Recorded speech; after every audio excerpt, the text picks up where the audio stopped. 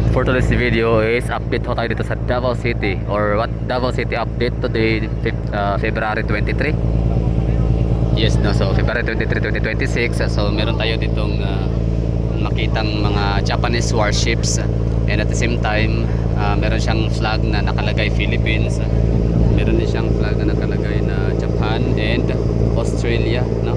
So ano kaya ibig sabihin nito? Anong meron? So yung mga Coast Guard dito, or yung mga Task Force Davao dyan sa unahan, kanina tinanong ho natin upon entry na kung anong meron dito sa Davao City ngayon, bakit meron tayong nakikitang mga Japanese warship. Oo, so hindi niya daw alam, pero baka daw maaari ay merong mga internship, mga ganyan, no? So ano kayo ibig sabihin ni Kuyang Task Force Davao na internship, no? So okay, so paki-comment nga dyan kung ano yung ibig sabihin na baka may nag-intern. Yan ba yung mga nagja-jogging? Pwede, no? Pwede sila yun, yung tinutukoy ni Kuyang Task Force Davao. Anyway, balik tayo dito sa warship na to. Hindi ko alam kung anong pangalan, basta may nakalagay body number 120 or 120. Yan, no? Yan. So meron dito nakalagay na Australian, Japanese lang pala, hindi pala Australian, no? So pag Japan, Rising Sun. Wait lang, Japan. Yan, sabihin natin yung yung flag. So yan po yung update sa Davao City tungkol sa Japanese warship. Wala lang, bihira lang kasi ako as Davaoenyo, no? Bihira lang ako makakita ng mga ganito kalaki na mga barko na pandigma, di ba? Ang galing.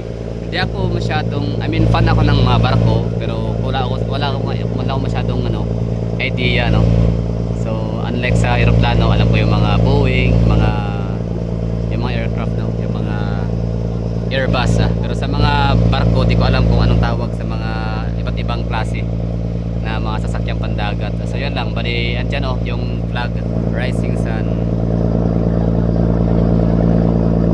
So kapag ganyang flag, ganyang logo, galit na galit ang mga Korean, South Korean, no? Triggered sila sa ganyang flag kasi imperialista.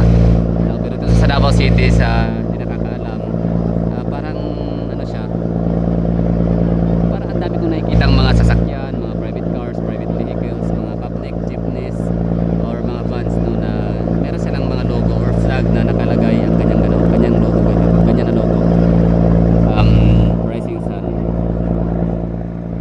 Okay, so ano kaya sa tingin nyo, bakit may mga barko sa Davao, bakit may mga Japanese warship? So ngayon tingnan natin sa Wikipedia kung anong meron, bakit tumayo or dumaong, bakit naka-standby to dito. Actually kahapon ko pa nakita sa, I think, Sunstar Davao, no? Basta mga taga Davao or mga local news portal sa Davao City na yan nga, merong nakaparada or nakataong na mga warship ng Japan. So ito yung pangalan ng ito pala, yan, na-search natin sa Wikipedia. Yes, thank you Wikipedia. To Japan Maritime Self-Defense or GMSDF vessels, the destroyer GS Yamagiri 3515, the destroyer GS Shiranui 120. So dalawa, yung isa, yung 120 rin na nakita natin kanina. So yan siya si destroyer GS Shiranui or Shiranui, ano paano babasahin yan. Tapos yung isa naman sa likod ay si Yamagiri 3515. So dalawa sila, no, na warship. Grabe, Japan Maritime Self-Defense Force. Destroyer talaga tawag, no? So ibig sabihin mang-destroy talaga ng ibang mga warship din. So ano ba ginagawa na dito, no? So they arrive at the port of Davao in Zaasa on February 23, 2026 for a 4-day goodwill visit. The visit aims to strengthen maritime cooperation and regional security ties between the Philippines and Japan. Key details of the visit. Purpose: number 1, the visit is part of the goodwill mission with formal arrival ceremony hosted by the Naval Forces Eastern Mindanao or NFA-M. Against the light ba? Kita nyo ba?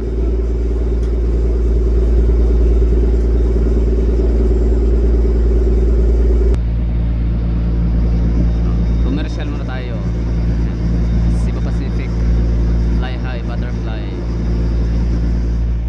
Okay, balik sa warship, sa Japanese destroyer.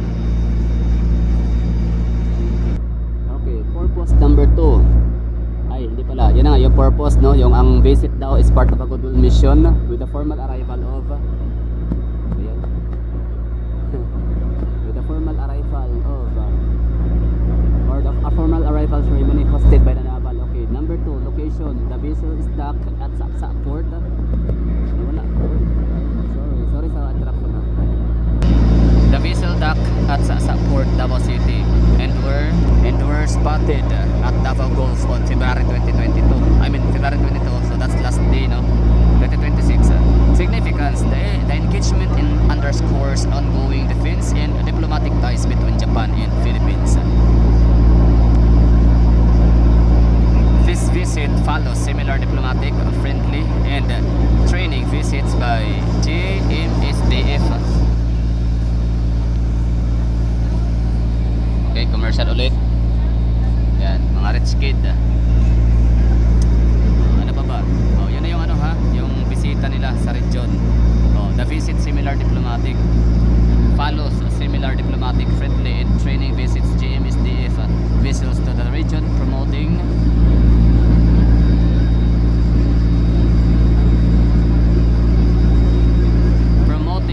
stronger partnership between the Philippine Navy and the Japanese Self-Defense Force.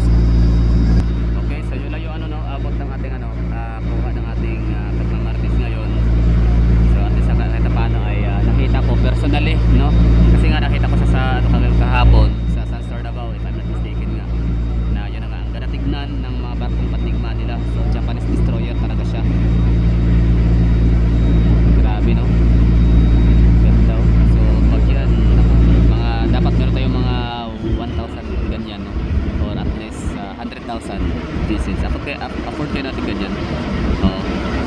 Warcraft or warships. Wala. Tingin niyo, afford kayo natin ng ano, afford kayo ng Pilipinas bumili ng ganyan. Kaganda. Di ba? High-end. So, destroyer. Ano ba una natin i-destroy? Once na magkaroon tayo ng ganyan. China? Pwede. Hindi naman China, laki ng China. Yaman ng China. So, pwede i-destroy natin yung mga barkong pandigma lang nila, di ba? Ano pa mga kalaban natin? Hindi lang naman, di ba? Meron din Vietnam, Malaysia, di ba? May mga ano din eh, may mga agawan, no, ng teritoryo sa EEZ. Amerika, US, no? Labanan na rin natin ng US kasi ano yan eh.